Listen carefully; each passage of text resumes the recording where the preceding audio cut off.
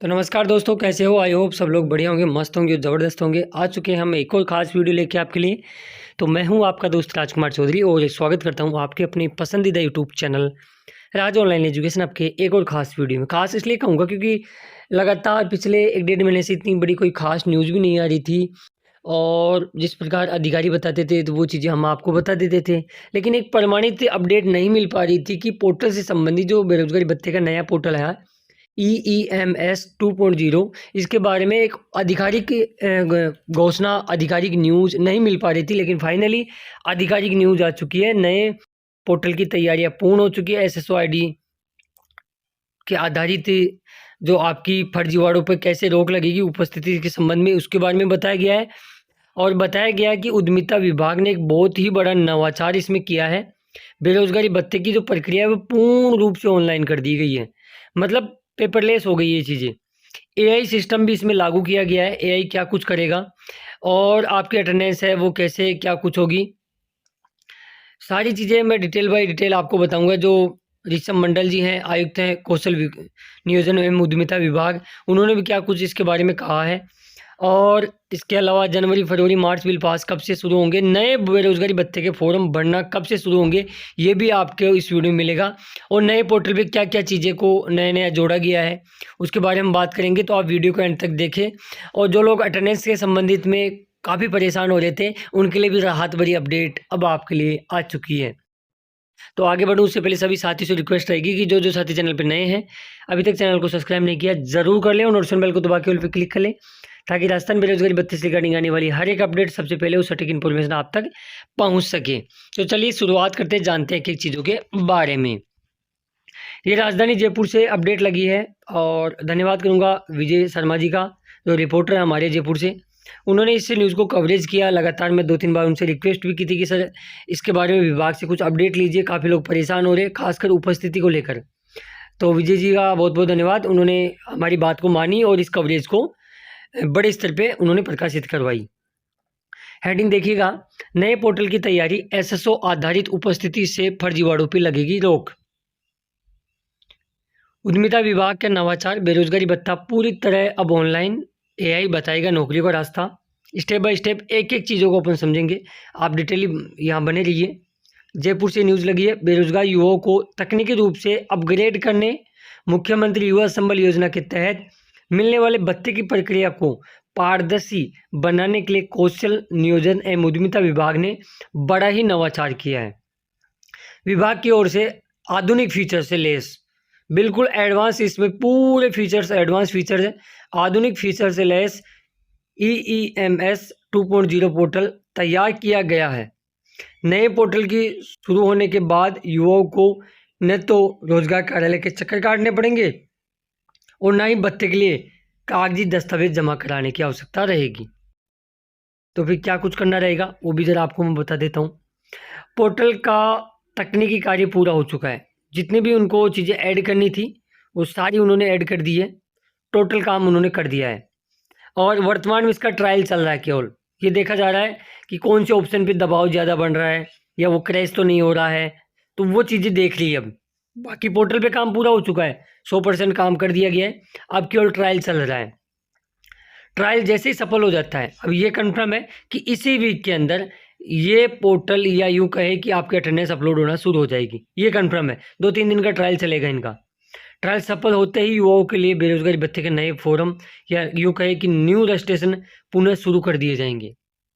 और सुनने में तो ये भी आ रहा है कि आज मंगलवार को या आज सोमवार और मंगलवार को, यानी लास्ट मंगलवार तक आपके नए रजिस्ट्रेशन यानी बेरोजगारी भत्ते के फॉर्म नए आप भर सकते हो, ये शुरू हो जाएगा। ये कन्फर्म है। चलिए आगे बात करते हैं। वैकेंसी और पैकेज भी देख सकेंगे पोर्टल पर। देश भर की निजी जितनी भी कंपनियां हैं, सरकारी कंपनियां हैं, उनमें कितने पद रिक्त हैं, कितनी वैकेंसियां हैं, इसकी जानकारी भी आपको यहाँ इस पोर्टल पे मिलेगी। युवा ये देख सकेंगे कि किस कंपनी में किस तरह की योग्यता के लिए पद खाली हैं।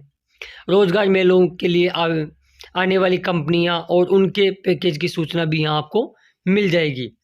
सबसे बड़ी खासियत ये है कि युवाओं को मिलने वाली AI काउंसलिंग की सुविधा भी इसमें दी गई है। आपको AI से आप कुछ भी घर बैठे क्वेश्चन पूछ सकते हो, छात्र घर बैठे ही कंप्यूटर या मोबाइल स्क्रीन पे अपने करियर से जुड़े सवाल पूछ सकते हो। एआई टूल युवाओं की योग्यता और रुचि के अनुसार उन्हें सही करियर विकल्प चुनने की मदद करेगा। अब आगे जरा अपन जान लेते हैं अटेंडेंस के बारे में। अधिकारियों की एसएसओ आईडी से लिंक होगी उपस्थिति।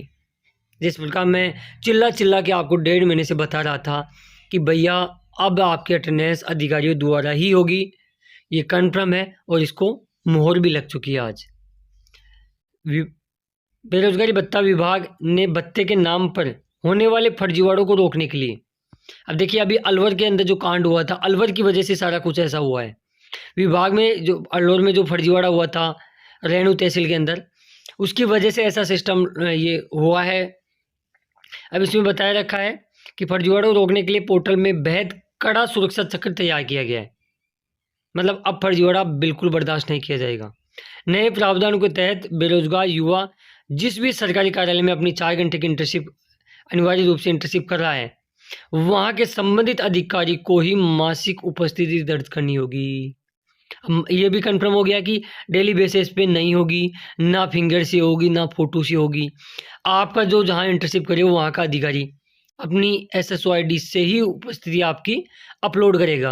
अब वो कैसे करेगा जरा मैं भी आपको वो भी बता देता हूँ। उनके पास भी ज़्यादा अधिकारी को झंझट नहीं दिया गया है इसमें। अधिकारी के पास केवल इतना सा काम रहेगा। ऐसा नहीं है कि आप वहाँ जाइए, अटेंडेंस प्रमाण पत्र मित्र से निकलवाइए, उसको फिल कीजिए, अधिकारी के साइन करवाइए, सील लगवाइए और फिर उसको अधिकारी पीडीएफ बनाएगा, फिर अपलोड करेगा। इतना झंझट नहीं है मेरे दोस्त, क्योंकि इसमें यदि कोई कमी रह गई तो फिर सेंड बैक आएगा, तो फिर दोबारा से अधिकारी अपलोड थोड़ी करेगा, इतना टाइम थोड़ी है उनके पास। तो ये चीज़ पूर्ण रूप से अब बंद हो गई है। आपको उपस्थिति प्रमाण पत्र ना तो निकलवाने की आवश्यकता है ना भरने की आवश्यकता है। अब बताऊं कैसे। अधिकारी की एसएसओ आईडी पे केवल इतना सा काम आएगा, आपका नाम, रजिस्ट्रेशन नंबर, कौन से महीने की आप अटेंडेंस अपलोड करे हो वो महीनों का नाम आएंगे और आगे आएगा अनुपस्थित दिनों की संख्या। बस इतना सा आएगा काम। जैसे मान लो आपकी अप्रैल की वो अटेंडेंस अपलोड करें तो महीने का नाम अप्रैल सेलेक्ट कर लेंगे और आपने कितने दिन की छुट्टी की, मान लो 1 दिन की तो 1 दिन लिख के सबमिट पे मारेंगे। बस इतना सा काम है। ज़्यादा झंझट अधिकारियों के पास भी नहीं है। अधिकारी ये कह के टहला नहीं सकते आपको कि मैं पीडीएफ बनाऊंगा क्या, मैं अपलोड करूंगा क्या, ऐसा कुछ करूंगा क्या। तो इसमें ज़्यादा वक्त ही नहीं लगेगा। मतलब 1 मिनट के अंदर आराम से आप 2-3 लोगों की अटेंडेंस अपलोड कर सकते हो। उसमें ज़्यादा झंझट ही नहीं है। अब कई लोग पूछ रहे थे पहले कि सर सेंड बैक आ जाएगा तो फिर क्या होगा, तो हमको कैसे पता लगेगा। तो वो सिस्टम है ही नहीं ना सेंड बैक वाला, आपको भरने की जरूरत ही नहीं है। सीधा वहाँ कितने दिन आपने छुट्टी की वो दिखाई देगा। जैसे मान लो आपने 2 दिन की तो 2 दिन लिख के और महीने का नाम सेलेक्ट करके सीधा सबमिट पे क्लिक करना रहेगा। झंझट खत्म। हालांकि ये अच्छी चीज़ है, लेकिन जो चीज़ गलत थी, जो लोग गलत कर रहे थे उनके लिए तो ये गलत ही होगी। लेकिन वैसे देखी जाए तो आपको घबराने की जरूरत नहीं है, बहुत अच्छा सिस्टम किया है। बेरोजगार युवाओं की सहूलियत के लिए पोर्टल में आधुनिक फीचर जोड़े गए हैं। भत्ते की प्रक्रिया पूर्ण रूप से पारदर्शी, सुगम और पूरी तरह पेपरलेस होगी। युवाओं के करियर की नई दिशा मिलेगी, देने में भी मददगार साबित होगा। ऋषभ मंडल जो कमिश्नर हैं कौशल नियोजन एवं उद्यमिता विभाग राजस्थान सरकार, उन्होंने भी ये बात कबूल की है यहाँ पे। अब देखिए जो नए रजिस्ट्रेशन थे, लगातार मैं आपको पहले भी बता रहा था, आगामी 2 दिन के अंदर न्यू रजिस्ट्रेशन फॉर्म यानी बेरोजगारी भत्ते के नए फॉर्म भरना स्टार्ट भी हो जाएंगे। उसमें भी कुछ चीज़ें वहाँ चेंज, कुछ क्या बहुत ही चेंज वहाँ होने वाली है। वहाँ एक तो ये होगा कि आप जैसे ही जनाधार नंबर लगाओगे, आप जिस कैंडिडेट का फॉर्म भरे हो उस पर ओटीपी लेके आप जैसे ही वो करोगे तो आपकी आधार, जनाधार, member ID, DOB, father's name, मतलब जो भी आपके मैक्सिमम डाटा थे वो जनाधार से उठा लेगा। अब पहले क्या हुआ करता था, कुछ लोग ऐसे चिटिंगबाजी भी होती थी कि एज के अंदर हेर फेर कर देते थे या फॉर्म भरने के बाद में एज में एडिट कर देते थे या दूसरे का आधार लगा देते थे या कुछ भी जनाधार वगैरह, कुछ मोबाइल नंबर जो भी है। तो मोबाइल नंबर भी आपके अब जनाधार से ही उठाया जाएगा। और एक सिस्टम उसमें ये भी होगा कि आपकी स्वयं की एसएसओ आईडी से वो फॉर्म भरा जाएगा। अगर दूसरों की आईडी से आप भरोगे तो सेंड बैक आ जाएगा। हालांकि एक आप आज और कल रुकिएगा, पूरा वीडियो में लेके आऊँगा कि कैसे क्या कुछ फॉर्म भरा जाएगा, क्या क्या चीज़ें उसमें नई ऐड होगी, ये सारा कुछ डिटेली मैं आपको बताऊँगा। तो आई होप आपके मैक्सिमम डाउट मैंने इस वीडियो में क्लियर करने की कोशिश की है। फिर भी कोई आपका डाउट रह जाता है कमेंट्स बॉक्स में बेझिझक कमेंट्स कीजिएगा।